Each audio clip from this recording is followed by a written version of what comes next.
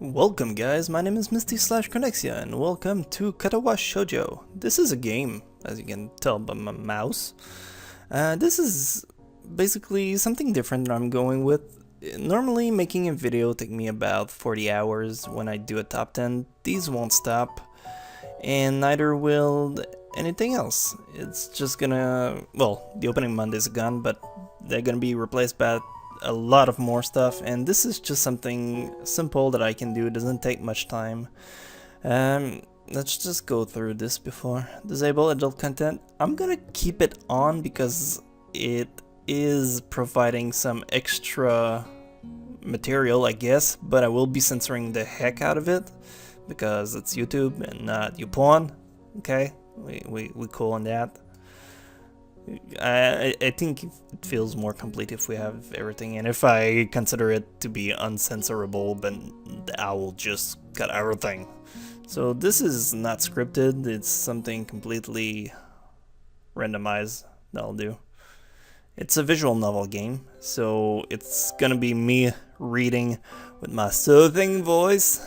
A light breeze caused the naked branch overhead to rattle like the wood and wind chimes. This is a popular retreat for couple. I'm gonna let this intro roll out as I keep talking over it. You guys can keep pausing the video or read it as I go through. I already read that part, so I can cover the rest of the introduction. And I was told this game is about 4 hours-ish. So what I'm gonna do is play the game, read it. It's a visual novel, like I said, so it's just a book. You make decision trying to hook up with a girl, and depending on how she feels about you and your decision, she'll either hate you or want you to put your hand in her panties. So, with that in mind, we are going ahead and trying this game.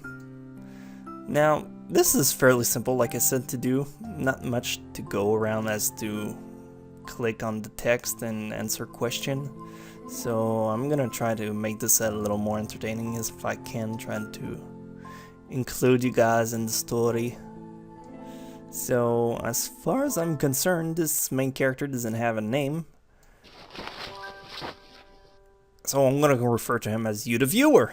Ain't that a twist? Nobody saw that coming a mile away. And this is the part where, oh, he does have a name. Okay, never mind.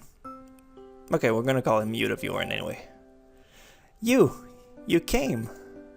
Is reading, well, my reading's a little rough. Excuse me as I try to fix this. I could, before we continue, I could have put that on my gaming channel, which I also have one. But since this is, like I said, a visual novel, it doesn't really reply as a game, and it's more animes. It's more animated. Let me start it again. It's more anime content ish, so I felt it was more convenient to be put on this channel instead. Anyway, carrying on. Hesitating, barely audible question. However, I recognize the owner of that dainty voice instantly. I feel my heart skip a beat. It's a voice I've listened to hundreds of times, but never as more than an eavesdrop to a conversation, because you're a stalker. I turn to face this voice, the voice of my dreams, and my heart begins to race. Oh, I don't know if I have my mouse on the cursor. Well, I can hide it. I'm gonna put it in that corner so we don't see too much of it. Hiwanako, I got a note telling me you wait here. It was yours? Damn it, I spent all afternoon trying to come up with a good line, and that was the result. Pathetic. I should have brought water. Oh, that's gonna suck. Yes, I've asked friends to give you that note. I'm so glad you got it. Do I have to do girl voice? I probably should. Makes it more lively. Shoujo's smile that makes me so tense I couldn't move a single muscle even if I tried. Ta-dum, ta-dum. My heart is pounding now, as if it were trying to burst out of my chest and claim this girl for itself.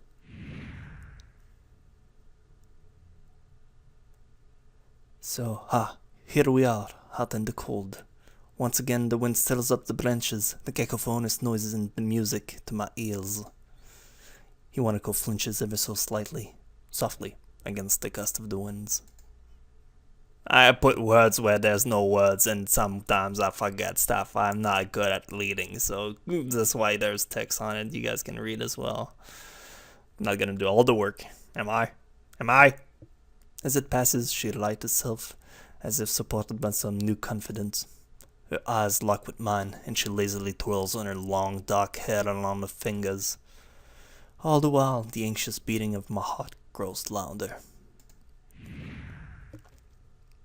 Patam patam. My throat is tight. Just like her pants? I doubt I could ever force a word out if I tried. You see? Patam patam. I wanted to know. Patam patam patam. If you'd go out with me. I stand there motionless, save for my pounding heart. I want to say something in reply, but my vocal cords feels like they've been stretched beyond their breaking point. Hisao? Well, no, scratch that. We're gonna call him you. Fuck it. You? I reach up to try and massage my throat, but this only sends spikes of blinding pains along my arms. You! Patam patam. My whole body freezes, save for my ears. Well, eyes, sorry. Which shoot up open in terror.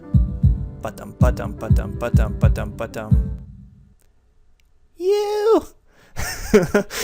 This does not remind me of my dramatic ending.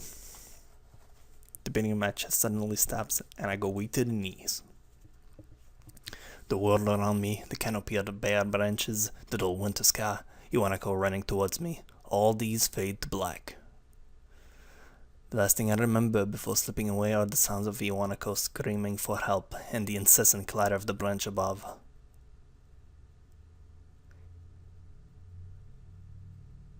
And now we get a super opening!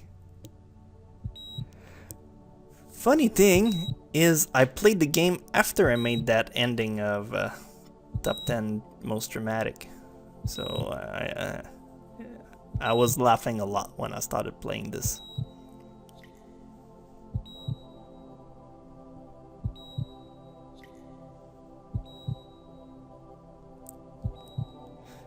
This game was made by a random company. Well, not a random company, a small company that just started.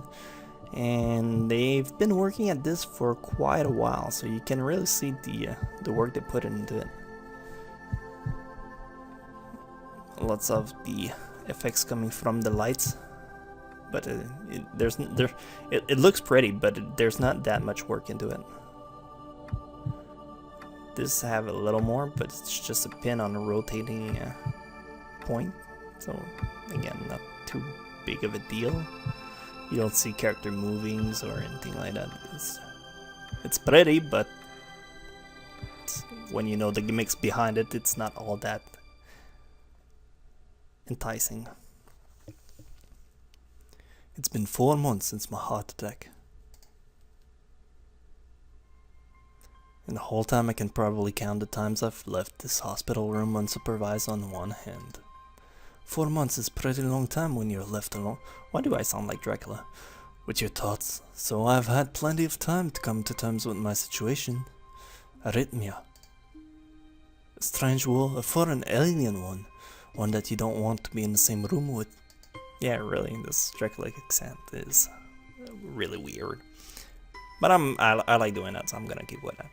A rare condition. It caused the heart to act erratically and occasionally beat way too fast. It can be fatal. Apparently, I've had it for a long time. They said it was a miracle that I was able to go on so long without anything happening. Is that really a miracle? Let me start again. Is that really a miracle? It's the same thing. I guess it was supposed to make me feel better, more appreciative of my life. It really didn't do anything to cheer me up. My parents, I think, were hit harder by the news than I was. They practically had 2 hemorrhage apiece. I had already had a full day by then to digest everything. Sorry. To them, it was all fresh. Or flesh, if you speak in Japanese. They were even willing to sell our house in order to pay for a cure. Of course, that isn't a cure.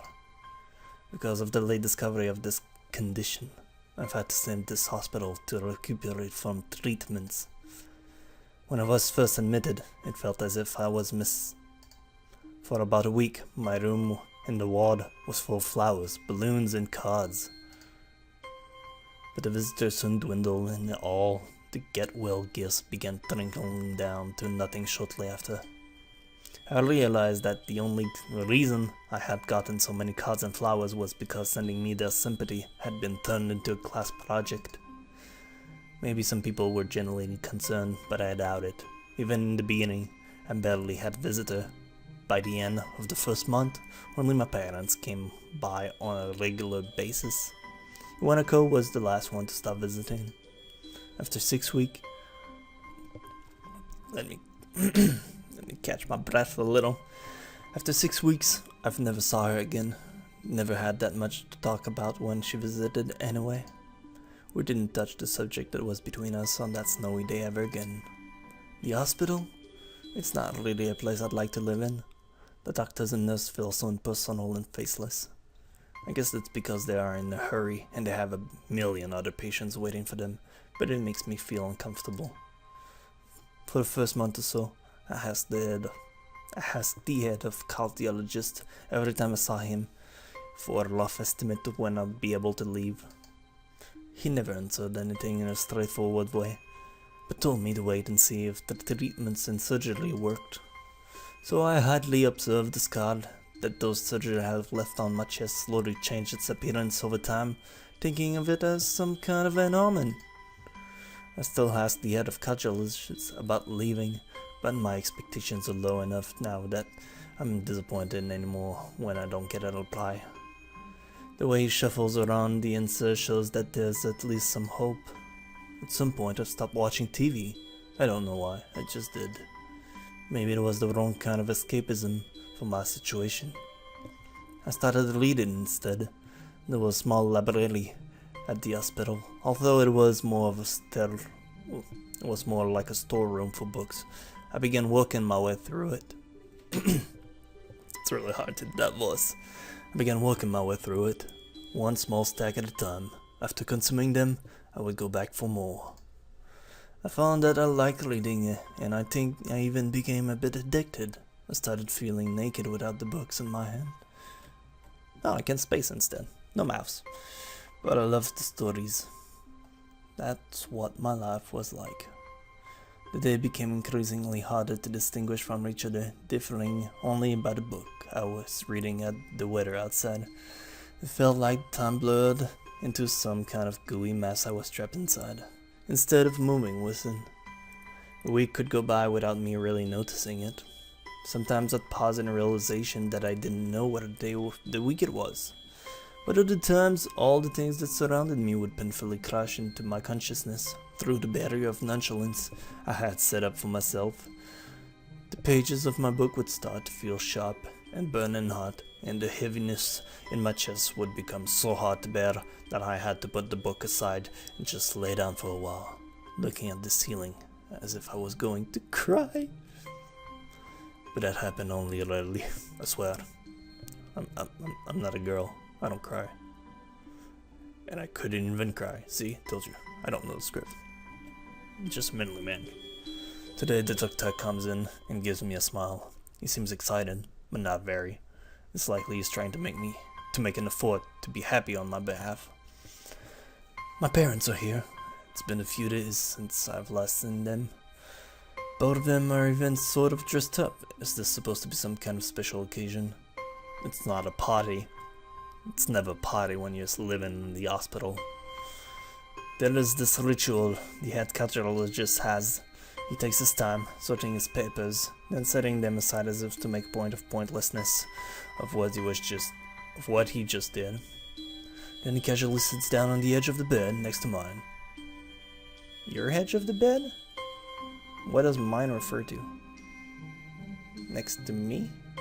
Whatever. He looks me in the eyes for a moment. Hello, you. How are you today? I don't answer, but I smile a little back at him. I believe that you can go home. It's the doctor speaking. It's another vampire. Your heart is strong in hell, and with some precaution you should be fine. We have all your medication sorted out. I'll give you further the prescriptions. The doctor hands a sheet of paper to my dad, whose expression turns wooden as he reads it quickly. So many! I take it from his hand and take a look at myself, feeling numb. How am I supposed to react to this? Benbutolol. Lol. Dyspnea. The absurdly long list of medications start black at me. From the paper seems insurmountable. They all blend together in a sea of letters. Visions 125 milligrams of 12 hours. This is insane. Side effects, adverse effect, contradiction, and dosage are listed lines after line with cold precision. Not prescription. It is a prescription though. I try to read them, but so futile. I can't understand any of it, attempting to only make me feel sicker. All this for the rest of my life? Every day? I'm afraid this is the best we can do. At this point, I'm mixing my voices now. However, new medication has always been developed, so I wouldn't be surprised to see it less faded over the years. Years? What kind of confidence boost is that? I'd have felt better if he hadn't said anything at all. Also, I've spoken with your parents, and we believe that it would be the best if you don't return to your old school. What?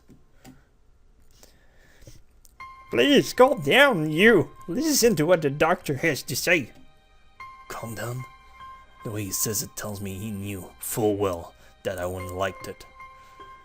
Am I going to be homeschooled? Whatever of my concert shows, it is ignored. We all understand that your education is paramount. He has so many voices, this guy is crazy. However, I don't think that it's wise for you to be without supervision. At least not until we're sure that your medication is suitable. So I've spoken to your parent about a transfer. It's a school called Yamaku Academy. It specializes in dealing with disabled students. Disabled? What am I? It has a 24-hour nursing staff. It's only a few minutes from a highly regarded general hospital. The majority of the students live on the campus. Think of it as a boarding school of sorts, except no art, just sick people. It's designed to give students a degree, not in art, just in sickness, of independence, while keeping help nearby. Independence? It's a school for disabled kids. Don't try to disguise that fact. If it was really that free. Starting again? If it was really that free, there wouldn't be a 24-hour nursing staff, and you wouldn't make a hospital being nearby a selling point. Of course, that's only if you want to go, but your mother and I are really able to homeschool you. We went out there and had a look a couple of weeks back, and I think you'd like it. It looks like I really don't have a choice. Compared to the other art problems, people with your condition usually tend to live long lives. I think that was his first voice. You need a job one day, and this is a good opportunity to continue your education. This isn't an opportunity. Don't call it an opportunity. Don't call it a goddamn opportunity! Sorry. I'm about to transform into a vampire.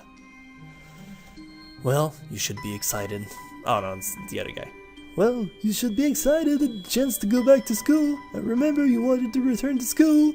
Well, it's not the same one. It's the school. Special school, that is. Oh, was it you? It doesn't matter. An insult. That is what I want to say. It's a step down. It's not what you think. Fucking voice.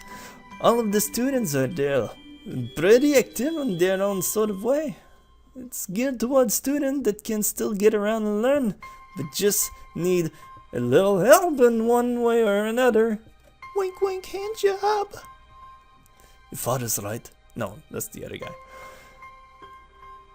And many of the graduates of the schools have gone on to do amazing things. A person doesn't have to be held back by their disability. One of my colleagues in another hospital is a graduate. I don't care. A person doesn't... It feels like more Batman now.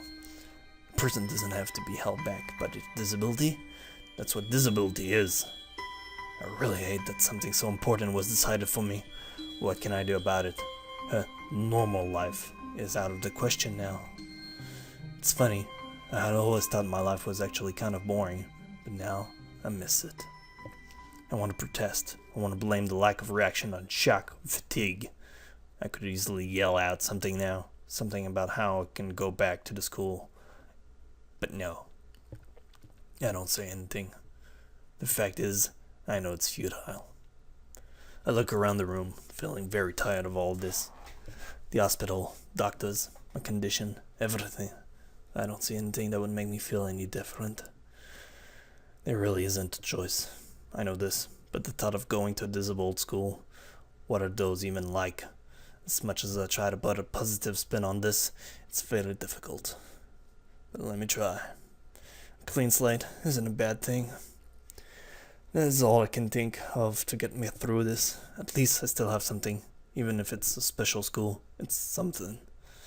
It's a fresh start, and my life isn't over. It wouldn't be a mistake to just resign myself to thinking that. At the very least, I'll try to see what my new life will look like. Yay, and this concludes the intro. I think that was chapter 1. Hey, look, it's you. You, as in Y-U-U, and not Y-O-U. Y-O-U. Alright, so I'm gonna call it a quit for this this first part, and if you guys like it, I'm gonna keep doing that with my stupid Dracula voice. And I hope you like it, because I kinda have fun doing that. So I'll see you guys next part. See you guys later.